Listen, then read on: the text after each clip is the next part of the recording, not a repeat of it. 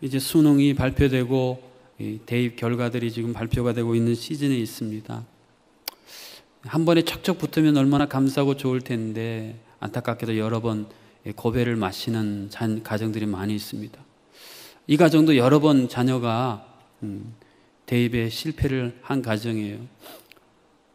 근데 이제 소파에 아빠, 엄마, 이 아들이 셋이 이렇게 앉아서 TV를 보는데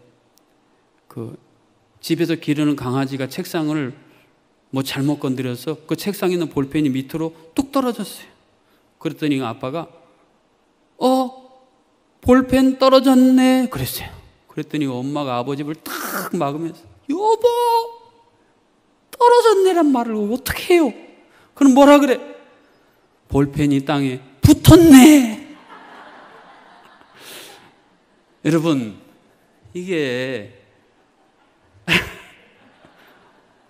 그릇이 준비되면 이 말도 수용하고 저 말도 수용하는데 여러 번 실패하니까 떨어졌다는 말만 들어도 이게 트라우마가 생긴단 말입니다. 하나님께서도 하나님의 자녀들을 보실 때에 하나님의 교회를 보실 때 똑같아요. 하나님은 우리에게 참 좋은 것을 예비하시고 하늘문을 여시고 하늘의 위대한 것들을 부어주시는데 그저 우리가 준비한 게 간장 종지만한 그릇이면 하나님이 생수를 막 부어주신다고 해도요 결국에는 그 간장 종지에 물이 차면 넘쳐가지고요 도리어 집안이 질척질척하고 어려운 형국이 되더라는 것입니다. 그러니까 내 사정 형편이 왜 이런가 우리가 이렇게 생각하기 전에 하나님께서 부어주시는 것들이 내 삶에 수용될 수 있는 그러한 크고 견고한 그릇이 준비되어 있는가 우리가 이것을 먼저 체크해 볼 필요가 있다. 이것이 사실은 여호수아서에 나오는 굉장히 중요한 핵심적인 주제 가운데 하나라는 이야기입니다. 이제 요단강을 건너기 위해 준비하고 있는 이스라엘 백성들의 모습을 오늘 말씀이 보여주고 있습니다. 많은 학자들이 요단강, 지금 이스라엘 백성들이 건널 요단강이 무엇을 의미하는가라고 했을 때에 이것은 옛사람이다. 하나님이 예비하신 가나안 땅에 들어가기 전에 반드시 극복해야 할 옛사람, 이것이 극복돼야 가나안이라는 하나님의 복, 언약을 이루지 옛사람을 극복하지 못하면 여전히 가나안에 입성하지 못한 채로 남을 수밖에 없다라는 사실을 이야기를 해주고 있습니다. 그러면 어떻게 이 옛사람을 극복하고 뛰어넘어서 하나님이 주시는 새로운 약속을 공급받는 하나님의 복의 사람이 될 수 있을까? 먼저 1절 말씀에 보면 또 여호수아가 아침에 일찍이 일어나서 그와 모든 이스라엘 자손들과 더불어 시딤에서 떠나 요단에 이르러 건너가기 전에 거기서 유숙하니라 라는 구절을 보여주고 있습니다. 여호수아는 아침에 일찍이 일어났습니다. 이 카일이라는 유명한 성경 주석가가 이런 이야기를 했다고 합니다. 성경에서 가장 큰 승리는 모두 새벽에 일어났습니다. 장차 큰 일을 하고 싶으면 아침에 일찍이 일어나야 한다라고 이야기했습니다. 그러면서 쭉 예를 들었는데 실제로 성경에 나오는 많은 승리들이 새벽 미명 아침에 이루어졌다는 말씀입니다. 이것을 단순히 하루 24시간의 그냥 시간적인 아침 새벽만 의미하지 말고 역사를 보면 역사의 새벽을 깨운 사람들이 있었습니다. 교회도 마찬가지입니다. 교회도 하나님께서 그 시대에 쓰시기 위해 교회의 새벽을 깨운 분들이 계셨어요. 하나님께서 우리에게 주시려는 이 새로운 약속, 우리가 상상도 못할 하나님의 엄청난 것들을 받아 누리기 위해 우리가 좀 깨어 일어나야 된다, 그런 말씀이에요. 아무리 좋은 게 준비돼도요, 아무리 하나님이 다 주시고 싶어도 이 새로운 눈을 못 뜨니까, 이게 새로운 그릇이 준비가 안 되니까 결국 못 받고 못 누리고 살아가는 그리스도인, 교회가요 역사 속에서 너무 많았고 오늘 이 시대에도 똑같이 존재하고 있습니다. 하나님께서요 요단강을 건너게 하시는데 이렇게 빙 둘러서 모압 쪽에서 건너게 하십니다. 홍해를 건널 때도 그랬거든요. 그러니까 하나님께서 왜 의도적으로 하나님의 백성들을 소위 뺑뺑이 돌리는 것처럼 그렇게 하실까? 이 질문에 대한 해답을 우리가 한번 곰곰하게 생각해 볼 필요가 있습니다. 사실 요단강은 성지순례 가보시면 알겠습니다만 굉장히 폭이 좁습니다. 그래서요 실제로 거기를 어떻게 실수로 건너서 국경이 바뀌어가지고 어려움 당했다는 이야기도 있습니다. 그런데 지금 이스라엘 백성들이 건너려고 하는 이 때는요 요단강이 갑자기 폭이 엄청나게 넓어져서 사람이 건널 수 없는 그런 시기가 있다는 것이, 하나님이요 이때 건너게 하세요. 왜 그러셨습니까? 그렇지 않으면 이거 우리 힘으로 건넜네, 우리 힘으로도 충분히 건널 수 있네, 이렇게 착각할까 봐 하나님 일부러 빙 둘러서 진짜 보니까 우리 힘으로는 건널 수 없는 그때에 건너게 하셨다. 여러분, 하나님의 의도가 뭐겠습니까? 너희들 이집트에서 나온 것도, 광야의 여정을 지난 것도, 그리고 가나안 땅에 들어가는 것도 너희들의 힘과 너희들의 지혜와 너희들의 능력이 아니라는 것을 제발 좀 잊지 말아라. 그게 잊어버려지고 그게 엉뚱하게 해석되는 그 순간 우리는 더 이상 하나님의 도움을 필요로 하지 않는 그야말로 교만한 타락의 길로 접어들기 때문이에요. 그래서 하나님은 어떻게 해서라도 우리가 하나님을 의지하지 않고는 안 되는 길로 우리를 인도하신단 말씀이에요. 그리고 이런 것을 통해서 하나님이 결국 우리의 마음과 생각의 구조를 자꾸 바꿔 나가셔요.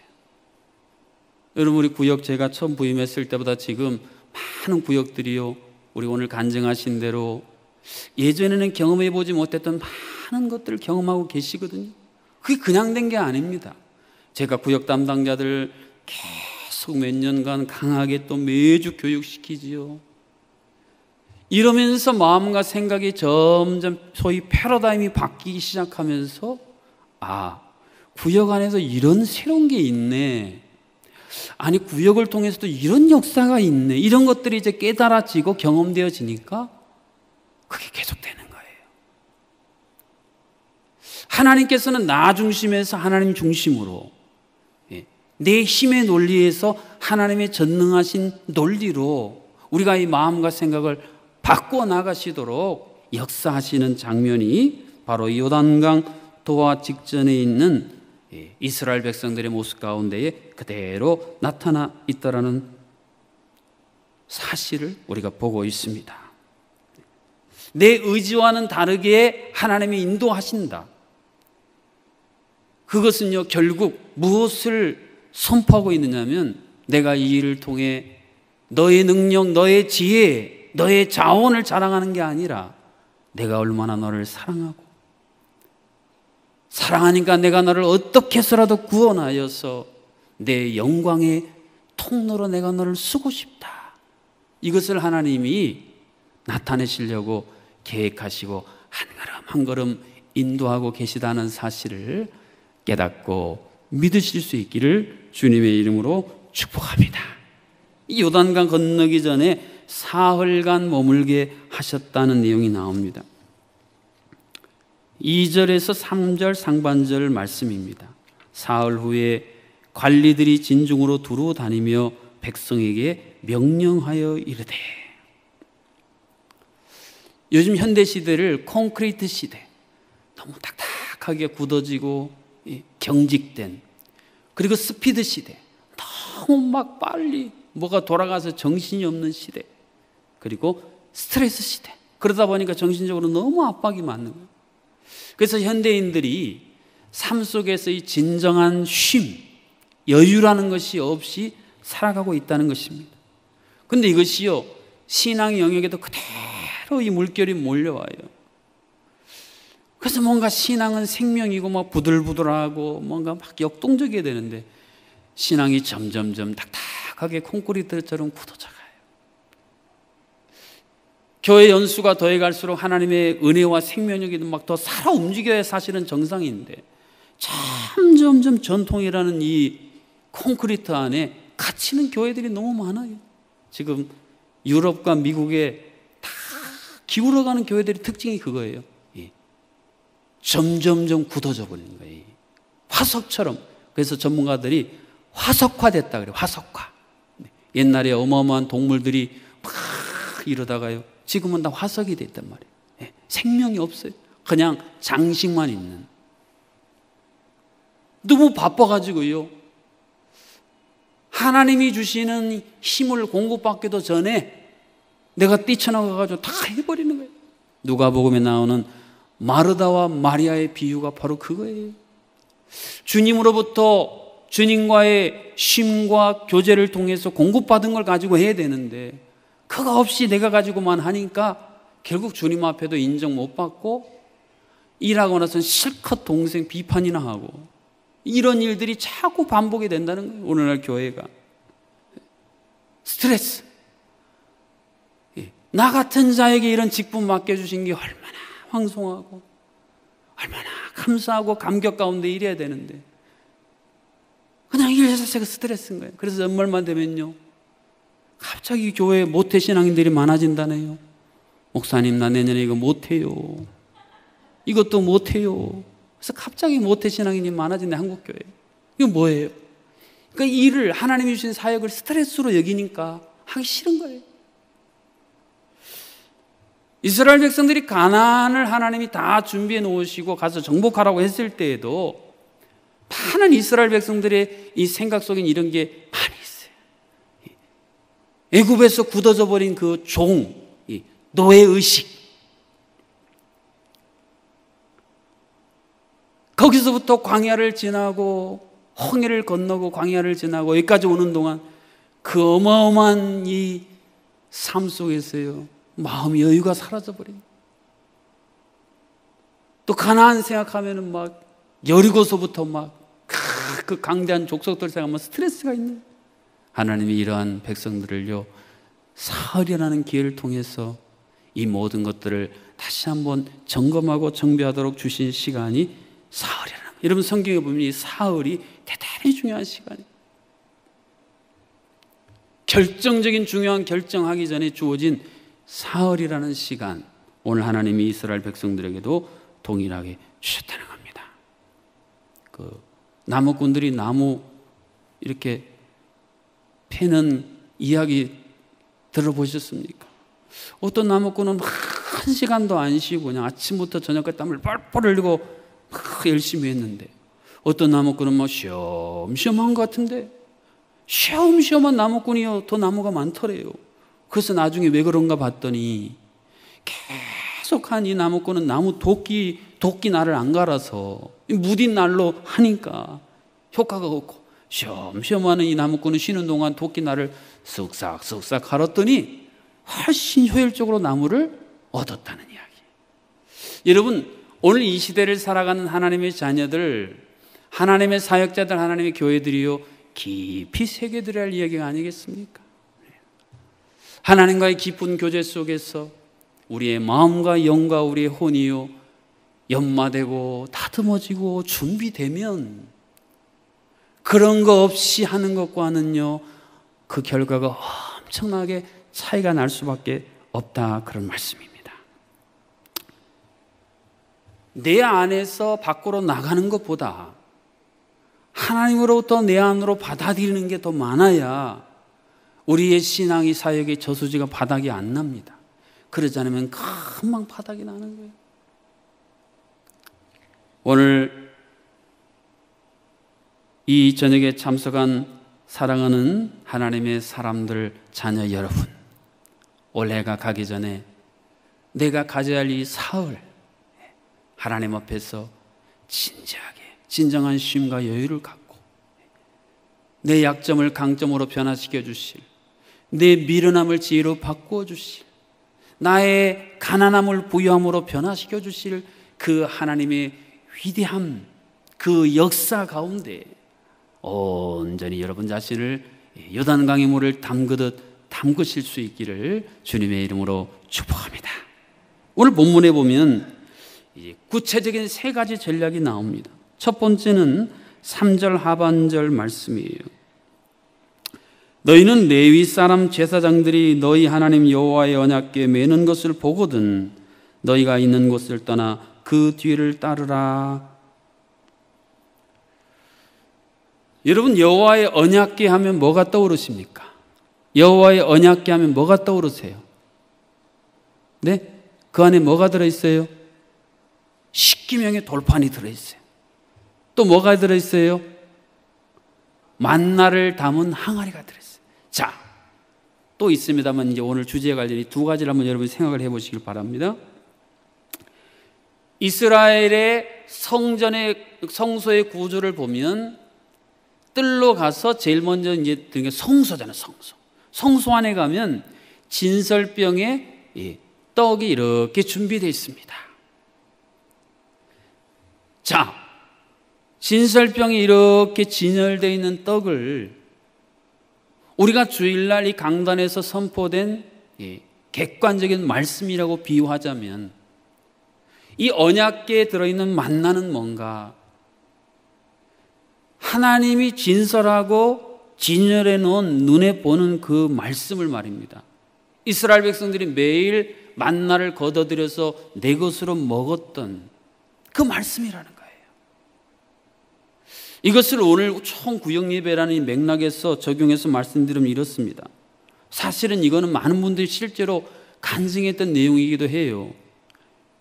구역갱신 이전에는 주일날 설교 들었고 그때 뭐 조금 은혜 받기도 하고 그냥 뭐 매주 똑같이 그냥 맹숭맹숭 이제 성전 문을, 예배당 문을 떠나시면서 은혜를 받았건 안 받았건 사실은 저 예배당 문을 나서면서요, 학자들의 통계에 따르면 거의 7, 80%는 다 잊어버리고 가신다는 거예요. 오늘 설교 주제가 뭔지 잊어버리고 가세요. 그러다가요, 월요일, 화요일 지나면요, 거의 90% 이상을 또 다 잊어버리고 사시나요? 그러니까 여러분 보세요. 우리가 주일 말씀 들어서 그 말씀 가지고 일주일을 견디고 버텨야 되는데 예배당문을 나서는 순간 다 내놓고 하루 이틀 돼서 다 잊어버리니까 그 다음에 뭐예요? 그 다음에는 내 생각으로 살고 내 경험으로 살고 거기다가 세상의 방법을 통원해서 그 세상 사람이나 예수 믿는 사람이나 별로 다를 바가 없어진다는 거예요. 그런데 구역을 통해서 말입니다. 주일날 들은 말씀을 다시 나눈단 말씀입니다. 자꾸 나누다 보니까 이번 구역 모임 가서 내가 무슨 이야기를 할까 묵상하게 되고요. 또 어떤 분들은 인터넷 들어가서 또 설교를 다시 들어보기도 하고 주보에 나와 있는 구역 모임 교재도 또 보기도 하고. 그러니까 예전에는 그냥 주일날 설교 듣고 땡 했는데 이제는 그게 아닌 거예요. 한 번 보고 두 번 보고 또 듣고 또 생각하고 그러다 보니까 그 말씀이 내게 남아있는 거예요. 자루는 크고 창고는 큰데 그 안에 곡식이 하나도 없는 텅 빈 자루 금방 쓰러지죠. 텅텅 빈 창고 아무 의미가 없어요. 그런데 말씀을 계속 묵상하고 또 묵상하는 시편에 있는 것처럼 이제 그 말씀이 이스라엘 백성들이 만나를 먹듯이 내 말씀이 되는 거예요. 거기다가요, 구역 모임 가서 말씀을 나누는데 참 신기해요.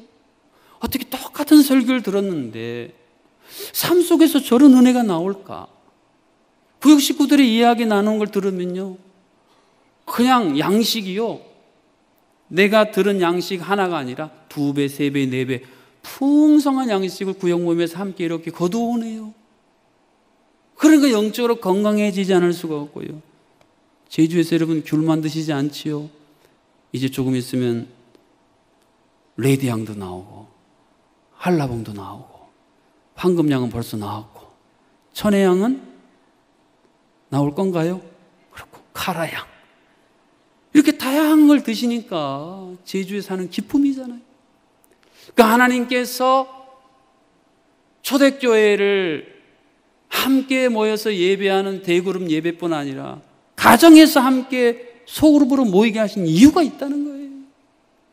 하나님이 디자인하신 대로 하나님이 계획하신 대로 사는 것, 지난주에 말씀드렸잖아요. 이게 창조주를 기억하는 삶이에요. 이게 행복한 삶이에요. 지금 이스라엘 백성들에게 하나님이 이 중요한 사실을 말씀해 주고 있는 거예요. 너희들 언약궤 볼 때 뭘 보겠니? 너희들 광야에서 맨날 만나 집어먹으면서 사람이 떡으로만 사는 것이 아니라 하늘 문을 열고 이 만나를 내려주는 내 말을 듣고 너희들이 사는 것이다. 이것을 너희들이 광야에서 뼈저리게 경험했지 않느냐. 이제 저 가나안에 가면 만나는 멈출 거야. 그러나 이 언약궤에 들어있는 이 만나, 내가 너희들을 계속 만나줄 거니까 너희들은 내가 너희들에게 날마다 공급할 이 내 양식 말씀을 꼭 사모하고 그것만 바라보고 살거라. 그러면 가나안 땅에서 너희 삶이 내가 약속한 대로 이전에는 살아보지 못한 풍성한 삶이 될 것이다. 이것이 바로 언약궤를 바라보고 나가라는 하나님의 중요한 말씀이에요. 또한 5절에 두 번째로 이런 전략이 이어집니다. 여호수아가 또 백성에게 이르되 너희는 자신을 성결하게 하라. 여호와께서 내일 너희 가운데 기이한 일들을 행하시리라. 요즘에는 이 전염성 질병들이 참 많은 시대가 됐습니다. 벌써 몇 년 전에 이 메르스라는 게 한번 우리나라를 돌파하면서요, 병원 문화가 달라진 거 아세요? 요즘에 웬만한 육지 병원들은요, 면회 시간이 저녁 6시에서 8시 딱 한 번밖에 안 돼요. 제주 아니라 미국에서 왔다 그래도 절대 안 보내줘요. 왜? 메르스가 한 번 보면서 이 병실에 감염이 막 무서워가지고요, 그때부터 이게 병실 방문이 완전히 철저하게 통제됩니다. 근데 여러분, 이러한 다양한 전염병으로부터 우리가 우리 자신을 보호하려고 그 많은 세균하고 막 신경 쓰고 싸우려면 어떻게 살겠어요? 그런데 이 많은 것들을요, 아주 온전하게 방어하는 방법이 한 가지가 있어요. 그게 뭐지요? 손을 씻으시는 거예요. 어디 외출하고 오거나 하면은 손을요, 언젠가 제주대병원 방문 갔더니 손 씻는 방법이 쫙 돼 있더라고요. 이렇게 씻고 이렇게 씻고 이렇게 씻고 쫙 이렇게 씻으면 웬만한 세균 묻어와도 다 씻겨져 내려간다. 그래서 여러분, 자녀들 밖에서 놀다 오면 뭐라 그래요? 손 씻고 밥 먹어라 그런단 말이에요. 하나님께서 하나님의 자녀들에게 지금 똑같이 얘기하시는 거예요. 자, 너희들 내가 약속한 새 땅에 들어가기 전에 손 좀 씻고 가자, 그런 말씀이에요. 너희들 이집트에서 묻었던 세균들 많이 있네. 광야 지나면서 또 너희들 묻은 세균도 많구나. 또 가나안 땅 들어가기 전에 이곳에서 또 묻은 세균도 많네. 자, 그거 다 씻고 들어가자. 그래서 내가 가나안 땅에 준비한 거 풍성한 거 먹고 영이 강건하자. 이제 이게 바로 성결하게 하라라는 말씀이에요. 성결하게 한다는 거하고 기이한 일들을 행하시는 하나님이요 서로 연결되어 있는 사실을 주목해 보세요. 우리가 왜 세상을 살면서 하나님의 기이하신 일들이 경험하지 못하는 진기한 일이 돼버렸는가? 이 구절에 따르면 우리가 성결함을 잃어버렸기 때문이에요.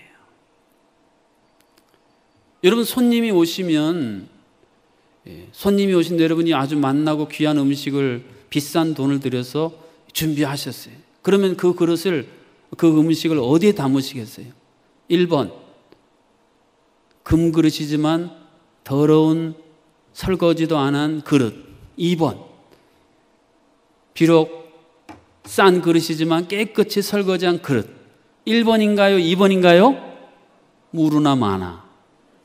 그런데 왜 우리는 하나님께서 우리를 위한 진귀한 것들, 기이한 것들을 담을 그릇을 왜 설거지를 안 해놓냐 이 말이에요. 설거지를 안 해놓으니까 하나님이 담으실 수가 없단 말씀이에요. 왜 나는 좋은 음식 안 담아 주시냐고. 왜 나는 비싼 거 안 담아두냐고 불평하기 전에 너 설거지 돼 있니? 이렇게 하나님이 지금 묻고 계시는 거예요. 그래서요, 하나님을 향해서 회개하는 거, 이 방향을 전환하는 거죠. 방향 전환. 우리가 하나님의 것을 누리려면요, 하나님하고 같은 방향을 보셔야 돼요. 하나님이랑 다른 방향을 보면서 무슨 복을 누리겠다, 그거는 말도 안 되는 소리예요.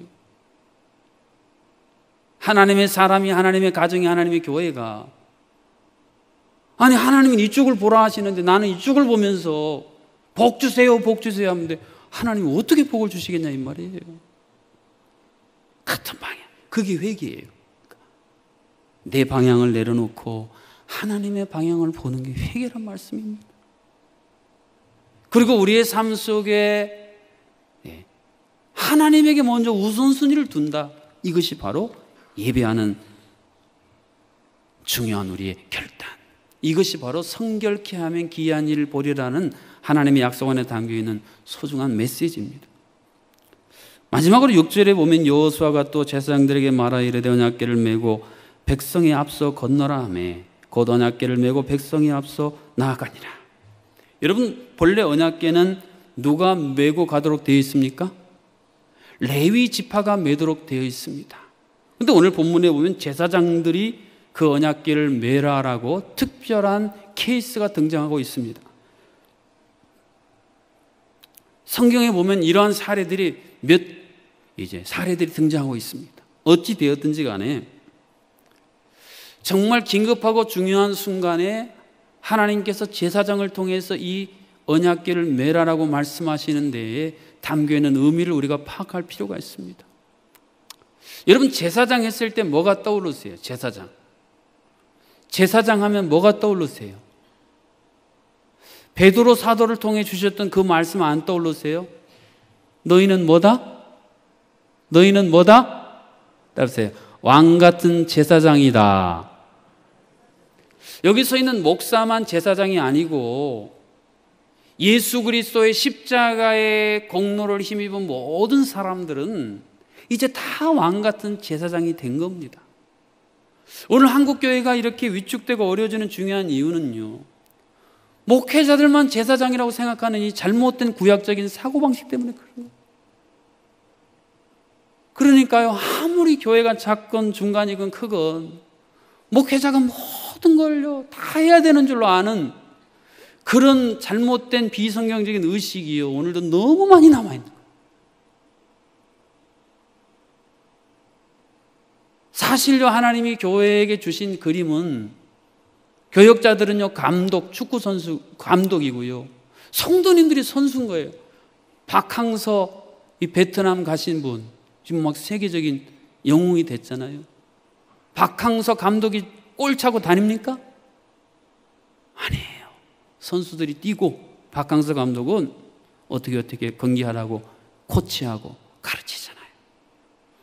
그래야죠. 박항서 감독이 뭐 나이도 많은데 혼자 막 이 팀 할 때 뛰고 저 팀 할 때 뛰어보세요. 게임이 안 되는 거예요. 오늘 모든 성도들이 왕 같은 제사장이어야 한다는 이 중요한 성경적인 종교 개혁자들이 잃어버린 걸 다시 찾아준 이 소중한 이 개혁교회의 소중한 스피릿을 오늘 한국교회가 너무 아직도 못 찾고 있는 거예요. 여러분, 제사장이 궤를 메고 가라. 오늘요, 하나님께서 여러분에게 지금 동일하게 말씀하는, 여러분이 매야 할 이 언약궤를 여러분이 메셔야, 그래야 요단강 도하에 새로운 일이 일어난단 말씀. 안 그러면요, 우리는 그저 요단강 바라만 보고 있어요. 가나안 땅은 그저 잡을 수 없는 무지개 파랑새로만 남아있게 된다는 말씀입니다. 결론적으로 오늘 4절 하반절 말씀이 보면 오늘 설교 제목과 관련된 중요한 말씀이 있어요. 우리 다 같이 한번 읽어보겠습니다. 시작. 그리하면 너희가 행할 길을 알리니 너희가 이전에 이 길을 지나보지 못하였음이니라 하니라. 아멘. 여러분, 이스라엘 백성들이 요단강을 건너기 전에 요단강 그 바닥을 밟아본 사람이 없잖아요. 근데 하나님께서는 이스라엘 백성들이 요단강 바닥을 밟는, 이전에는 가보지 못한 길을 걷는 특별한 은혜를 주십니다. 적어도 신앙인이라면, 신앙의 가정이라면, 신앙의 교회 공동체라면 우리 그런 기대를 좀 가져야 할 것 같습니다. 내가 올해까지는 밟아보지 않았는데 하나님께서 내년에 나를 위해, 우리 가정을 위해, 우리 교회를 위해 예비하신, 내가 이전까지 밟아보지 못했던 하나님이 행하신 그 귀한 일을 통해 내가 그 땅을, 그 역사를 친히 밟고 누려보리라. 할렐루야. 이런 좀 기대감이 있어야 되지 않겠습니까? 작년에 왔던 각설이 또 왔네, 이런 거 말고, 나는 새 일을 행하는 여호와라. 이전 것은 지나갔으니 보라, 새 것이 되었도다. 그런데 오늘날로 많은 하나님의 자녀들이요, 이런 기대감을 잃어버렸어요. 기대감이 없어요. 기대감이 없어요. 사랑하는 성도 여러분, 우리가 사단에게 빼앗긴 이 기대감 좀 다시 찾읍시다. 연애할 때는요, 막 심장이 뛰고 말이에요. 아무리 직장에서 피곤해도, 야, 오늘 어떤 내가 내 사랑하는 그대를 만나러 간다는 이 설레임 때문에요. 피곤도 문제가 안 되고, 내일 또 업무가 얼마나 많을지도 문제가 안 돼. 여러분, 신앙이 그런 거 아니에요? 너희들이 첫사랑을 잃어버렸다는 그 하나님의 성령의 탄식의 음성이 그런 거 아니겠어요? 하나님의 행하실 이러한 새로운 일을 기대할 수 있는 하나님의 자녀, 하나님의 성도, 예수 그리스도의 신부인 교회가 우리 안에 회복되어 수 있기를 주님의 이름으로 축복합니다. 그러려면요, 오늘 우리 허지숙 집사님이 간증 은혜롭게 잘해주셨는데, 간증 가운데 제일 많이 나온 단어가 뭐게요? 단어, 간증 중에 제일 많이 나온 단어가 하나 있었어요. 뭘까요? 혹시 아시는 분? 응? 구역 아니에요. 따라오세요. 함께. 함께. 이 단어가요, 계속 나오더라고요. 여러분, 하나님께서 하나님의 자녀 백성 교회에 주신 가장 하늘문을 여는 열쇠가 되는 단어가 함께, 함께. 오늘 본문에도 나와요. 1절 중반절에 더불어 그랬어요. together. 함께, 더불어. 지금 여호수아와 제사장과 백성들이요, 다 따로 국밥으로 따로따로 안 놀고 더불어 함께 삼박자가 탁 맞으니까 요단강을 이제 도할 역사를 목전에 두고 있다, 그런 말씀입니다. 하나님께서 주신 이 소중한 보화를 빼앗겨 세상은 혼자라는 이 단어가요, 요즘 얼마나 유명한지 몰라요. 뭐 혼밥, 뭐 혼행, 혼자 여행하는 것부터 해서 시대가 지금 그렇게 흘러가요.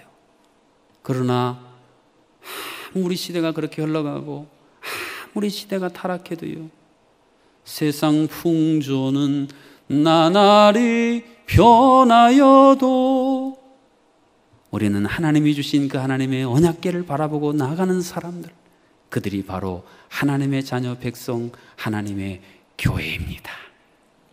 삼위일체 하나님과 함께, 하나님이 허락해 주신 사람들과 함께, 하나님이 예배해 놓으신 새로운 일, 귀한 일, 이전까지는 경험해 보지 못했던 새로운 역사를 향해 함께 더불어 나가는 우리 모두가 될 수 있기를 주님의 이름으로 축복합니다.